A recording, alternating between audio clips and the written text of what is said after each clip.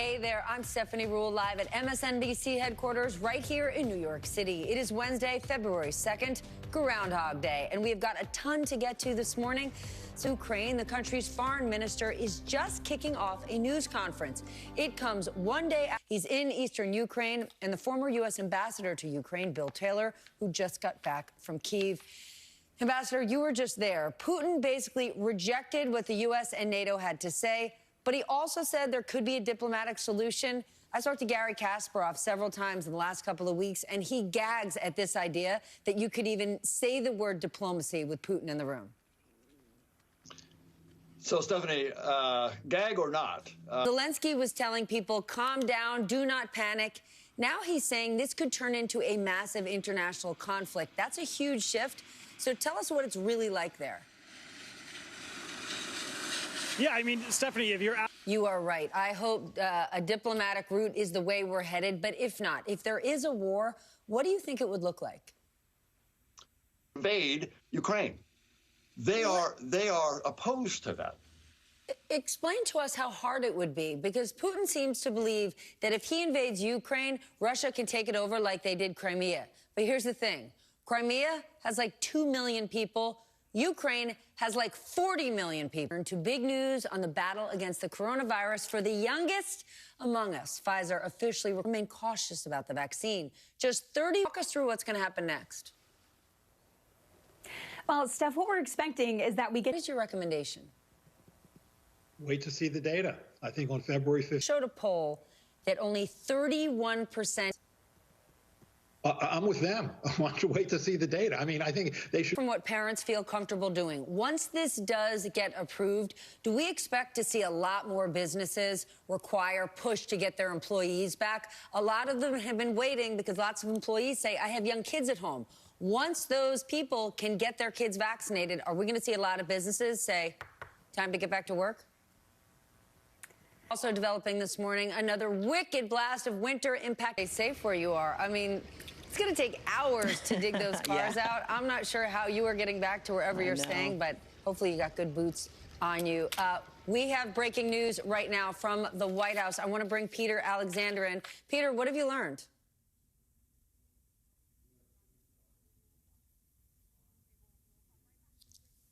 It sounds like we lost Peter. We're going to take a quick break and be back with that news on the other side.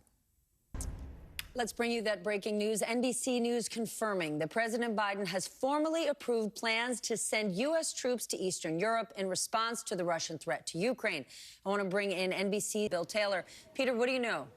I think this announcement will be formalized in the next... Now, Ambassador, we're very fortunate that you're still here. We just learned what's happening. Tell us what it means. What do you think? Stephanie, I think it means... We are going to keep you up as we get any more developments. At 10 a.m., there will be an official briefing at the Pentagon. We will take you there live. Ambassador Peter, thank you both so much. Now we're going to turn back to Capitol Hill, where the January 6th committee gathering to meet as we speak. Today, they will hear from Ali Vitale and Jeff Bennett, chief Washington correspondent for the PBS NewsHour, and, of course, contributor here on NBC. Jeff, talk about the way the committee is building its case. We're going to see Stuart Rhodes. He's going to get all this attention. He's most likely not going to say anything. On the other hand, Mike Pence's top aides have been speaking to them. What's going on? Yeah, and the question is, how much of a proxy are the former vice...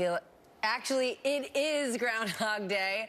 Lindsey Graham, he has been in the Trump camp for a long, long time. But he spoke out against Trump's suggestion that he would pardon the January 6th insurrectionists. And like clockwork, Trump went after Graham. He said he doesn't know what the hell he's doing. Jeff, could this one be a bridge too far? If Trump continues to side with these insurrectionists, could we see more Republicans say enough is enough? And I know I've asked you this before.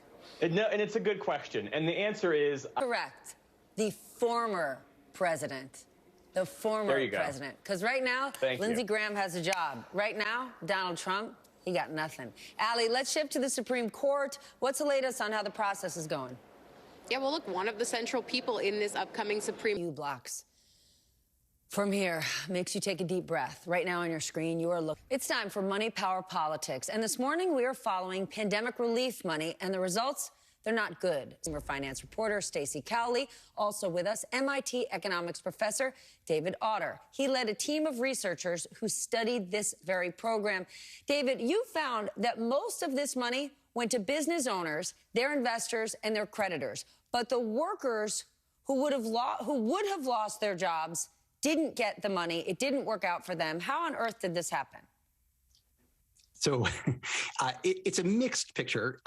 About a third of the dollars went to workers who that had up to 500 employees, irrelevant of how well or poorly they were doing, they qualified for the money. But Stacey, the government put more money in this program because the goal was to get it to the smallest businesses that needed it most. Did that money get there? It did, but it also hit a lot of bigger businesses. This program was successful? I think we difficult for the government to take the safety net away. I talk to small businesses every day. Restaurants call me all the time saying, we need the government to give us more money. We know there was the Restaurant Act. It was $30 billion, but we didn't get any. There was the Restaurant Act. There was PPP. There was all sorts of aid. Are we forgetting now, coming out of it, when so many businesses are saying, we're getting another COVID flare-up, we need more money, in even a normal year?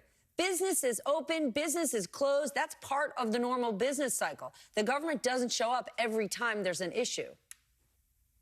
Yeah, in fact, business dynamism has been restored. They keep following the money. It was a program created in an emergency during an extraordinary time. Thank you both for joining us. I appreciate it this morning.